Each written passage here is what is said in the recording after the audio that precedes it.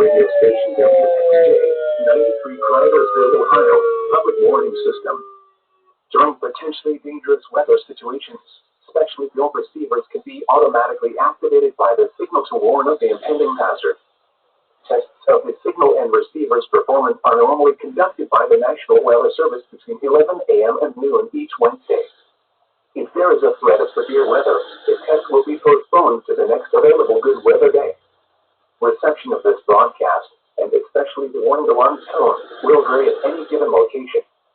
This variability, normally more noticeable at greater distances from the transmitter, can occur even though you are using a good quality receiver in good working order.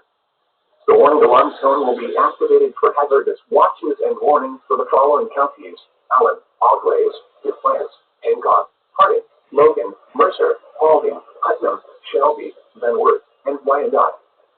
This concludes the weekly test of weather radio station WXJ 93 Chryslerville, Ohio.